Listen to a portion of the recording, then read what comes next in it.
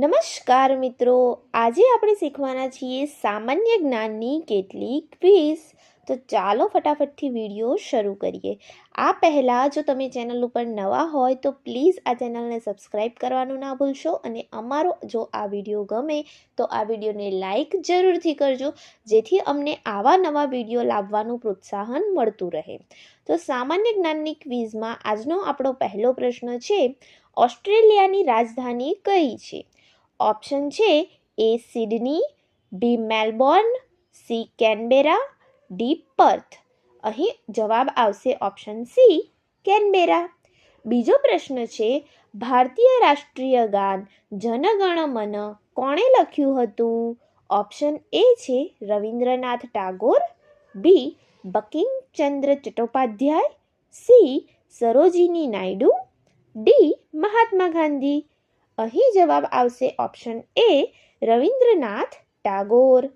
પછીનો ત્રીજો પ્રશ્ન છે, કયા ગ્રહને લાલ ગ્રહ તરીકે ઓળખવામાં આવે છે?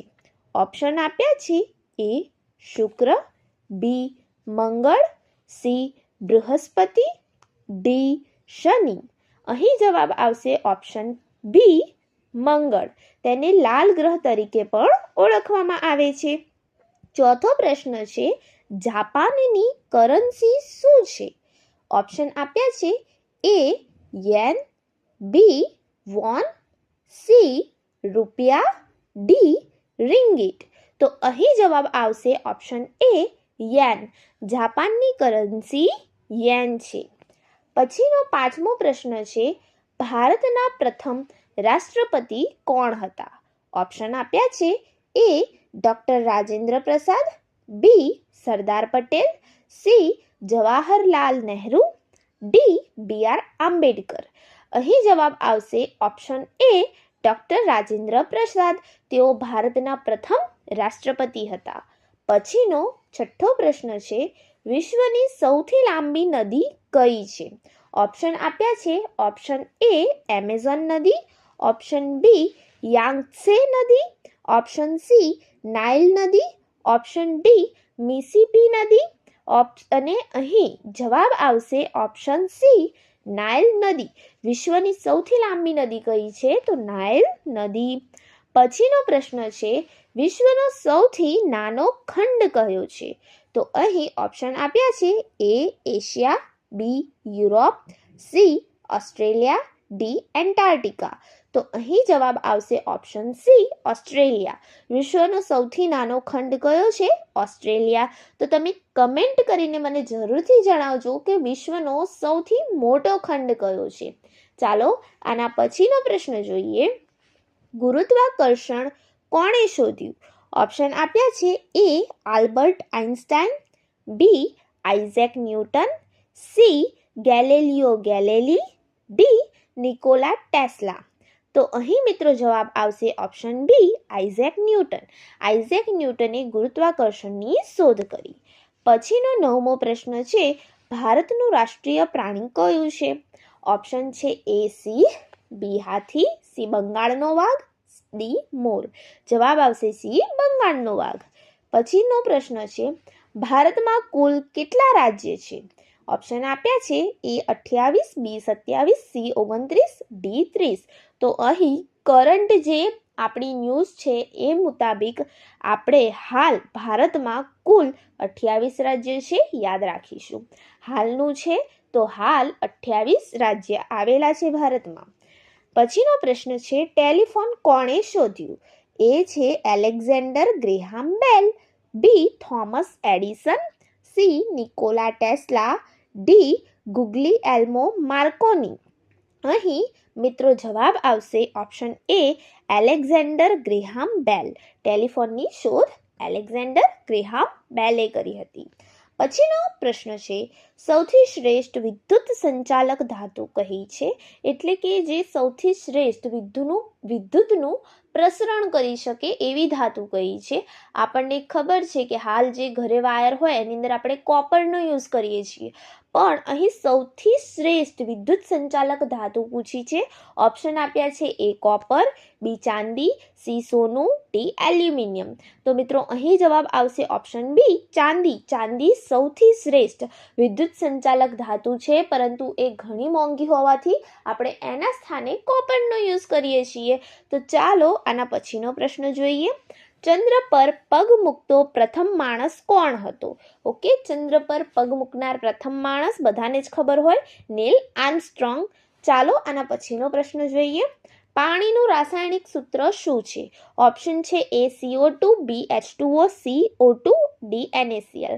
તો અહીં જે CO2 છે એ કાર્બન ડાયોક્સાઇડનું રાસાયણિક સૂત્ર છે, H2O પાણીનું રાસાયણિક સૂત્ર છે, O2 ઓક્સિજનનું રાસાયણિક સૂત્ર છે, અને NaCl એટલે મીઠું, બરોબર, જેને આપણે સોડિયમ ક્લોરાઇડ કહીએ છીએ. તો અહીં આપણો જવાબ આવશે ઓપ્શન બી H2O. આના પછીનો પ્રશ્ન. ભારતે સ્વતંત્રતા કઈ સાલમાં મેળવી? ઓપ્શન આપ્યા છે 1945, 1946, 1947, 1948. જવાબ આવશે 1947. પછીનો પ્રશ્ન છે ભારતના મિસાઇલ મેન તરીકે કોણ જાણીતા છે? ઓપ્શન આપ્યા છે A Vikram Sarabhai, B Homi Bhabha, C APJ Abdul Kalam, D Rakesh Sharma. તો વિદ્યાર્થી મિત્રો અહીં જવાબ આવશે option C APJ Abdul Kalam. તેઓ ભારતના મિસાઇલ મેન તરીકે જાણીતા છે, ખૂબ પ્રસિદ્ધ છે. એપીજે અબ્દુલ કલામ જે આપણા ભારતના રાષ્ટ્રપતિ પણ બની ચૂક્યા છે. ઓકે, હવે આપણે જોઈએ આના પછીનો પ્રશ્ન. વિશ્વમાં સૌથી મોટું મહાસાગર કયું છે? ઓપ્શન આપ્યા છે એ એટલાન્ટિકા મહાસાગર, બી હિન્દ મહાસાગર, સી આર્કેટિક મહાસાગર, ડી પેસિફિક મહાસાગર. તો વિદ્યાર્થી મિત્રો જવાબ આવશે ઓપ્શન ડી પેસિફિક મહાસાગર. પછીનો પ્રશ્ન છે ડિસ્કવરી ઓફ ઇન્ડિયા પુસ્તક કોણે લખ્યું છે? પરીક્ષાઓમાં એવા પ્રશ્નો પૂછાઈ જતા હોય છે જે આપણને ખબર હોવા જોઈએ. તો અહીં ડિસ્કવરી ઓફ ઇન્ડિયા ખૂબ જ પ્રસિદ્ધ પુસ્તક છે. તો એ કોણે લખ્યું છે? તો ઓપ્શન આપ્યા છે એ મહાત્મા ગાંધી, બી જવાહરલાલ નહેરુ, સી સરદાર પટેલ, ડી સુભાષચંદ્ર બોઝ. તો વિદ્યાર્થી મિત્રો અહીં જવાબ આવશે ઓપ્શન બી જવાહરલાલ નહેરુ. તેઓએ લખ્યું છે ડિસ્કવરી ઓફ ઇન્ડિયા. પછીનો પ્રશ્ન છે ભારતની રાષ્ટ્રીય રમત કઈ છે? હવે વિદ્યાર્થી મિત્રો આ છે ને થોડો ટ્રિકી પ્રશ્ન છે, કેમ કે જેઓ ઘણા સમયથી પરીક્ષાઓની તૈયારી કરી રહ્યા છે તેઓને આટલું નોલેજ તો હશે જ કે જે ભારતની રાષ્ટ્રીય રમત છે એ હજુ સુધી કઈ છે એ ખબર નથી. કોઈ એનું જે છે વિશેષ રીતે એનું જે સ્થાન છે કે રાષ્ટ્રીય રમત આ કહી શકાય એવું ક્યાંય પણ ઉલ્લેખ નથી. છતાં પણ આપણે આપણા ભારતની રાષ્ટ્રીય રમત હોકી માનીએ છીએ. તો ઘણી જગ્યાએ આપણે હોકી લખીએ છીએ, પરંતુ કદાચ તમારા ઓપ્શનમાં એવું હોય કે હજુ સુધી કોઈ નિર્ણય કરેલ નથી, એવો કોઈ ઓપ્શન હોય કે ઉપરમાંથી એકે નહીં, તો તમે એ ઓપ્શન ચૂઝ કરી શકો છો. તો અહીં આપણે હોકી લખીએ છીએ. પછીનો પ્રશ્ન છે સૂર્યપ્રકાશના કારણે માનવ શરીરમાં કયું વિટામિન ઉત્પન્ન થાય છે? ઓપ્શન છે vitamin A, vitamin B, vitamin C, vitamin D. તો અહીં જવાબ આવશે વિટામિન ડી. વિટામિનને લગતા ઘણા બધા પ્રશ્નો જે છે અલગ અલગ રીતે પૂછાતા હોય છે. એની ઉપરથી આપણે અલગથી વિડીયો બનાવીશું. દરેક વિટામિનનું અલગ એક વૈજ્ઞાનિક નામ હોય છે, તો એ પણ આપણે જોઈશું. વિટામિન સી જે છે ખાટા ફળોમાંથી આપણને મળી રહે છે. એની ઉણપથી કયો રોગ થાય છે? તો સ્કર્વી રોગ થાય છે. વિટામિન ડી જે છે સૂર્યપ્રકાશથી મળી રહે છે, બરોબર. એ ના હોય તો એની ઉણપથી હાડકાને લગતા રોગો થાય છે. તો આ પ્રકારે અલગ અલગ વિટામિનની ઉણપથી થતા રોગો અને એના વિશે પણ આપણને પ્રશ્નો પૂછાઈ જતા હોય છે. આંખ માટે કયું વિટામિન જરૂરી છે? તો વિટામિન એ જરૂરી છે. તો આ પ્રકારના પ્રશ્નો પણ આપણે તૈયાર કરવા ખૂબ જ જરૂરી છે. ચાલો આના પછીનો પ્રશ્ન જોઈએ. તાજમહેલ ક્યાં આવેલો છે? ઓપ્શન આપ્યા છે એ દિલ્હી, બી જયપુર, સી આગ્રા, ડી મુંબઈ. તો આપણને ખબર છે આગ્રા. આ પ્રકારના જે ઐતિહાસિક સ્થળો છે એના પ્રશ્નો પૂછાઈ જતા હોય છે કે આ સ્થળ ક્યાં આવેલું છે, આ સ્થળ ક્યાં આવેલું છે, અને અત્યારે તો જોડકા રૂપે પૂછાતા હોય છે. તો આ વિશે પણ આપણને નોલેજ હોવી જરૂરી છે. ચાલો હવે આના પછીનો પ્રશ્ન જોઈએ. ગુજરાતની રાજધાની કઈ છે? આપણને ખબર જ છે ગાંધીનગર. આના પછીનો પ્રશ્ન જીડીપીનો સંપૂર્ણ અર્થ શું થાય? હાલનું જે છે એ સૌથી વધારે પ્રચલિત જે ટોપિક છે જીડીપી, તો A gross domestic product, B general development plan, C gross development policy, D general domestic production. તો જીડીપીનું ફૂલ ફોર્મ થાય છે ગ્રોસ ડોમેસ્ટિક પ્રોડક્ટ. જે ટોપિક આપણને એવા લાગશે કે આની ઉપર હજુ પણ વધારે વિડીયો બનાવવા જેવા છે એની ઉપર આપણે જરૂરથી બનાવીશું. આના પછીનો પ્રશ્ન જોઈએ. હાલના સમયમાં ભારતના વડાપ્રધાન કોણ છે? ઓપ્શન આપ્યા છે એ નરેન્દ્ર મોદી, બી રાહુલ ગાંધી, સી અમિત શાહ, ડી અરવિંદ કેજરીવાલ. જવાબ આવશે એ નરેન્દ્ર મોદી. હાલના સમયના ભારતના વડાપ્રધાન નરેન્દ્ર મોદીજી છે. પછીનો પ્રશ્ન છે પૃથ્વી પર સૌથી વધુ પ્રમાણમાં હાજર વાયુ કયો છે? તો વાયુઓને લગતા પ્રશ્ન, જે પ્રકારે આપણે વિટામિનને જોયા એ પ્રકારે વાયુઓને લગતા પ્રશ્ન પણ ઘણા બધા પૂછાતા હોય છે અને આ પ્રશ્ન ઘણી બધી કોમ્પિટિટિવ એક્ઝામોમાં પૂછાઈ ગયેલો છે. બરોબર, તો એક્ઝામમાં પૂછાઈ ગયેલો એવો પ્રશ્ન છે પૃથ્વી પર સૌથી વધુ પ્રમાણમાં હાજર વાયુ કયો છે? જવાબ આવે છે નાઇટ્રોજન. નાઇટ્રોજન આપણો સાચો જવાબ છે. Option oxygen, carbon dioxide, nitrogen, hydrogen એવા આપ્યા છે.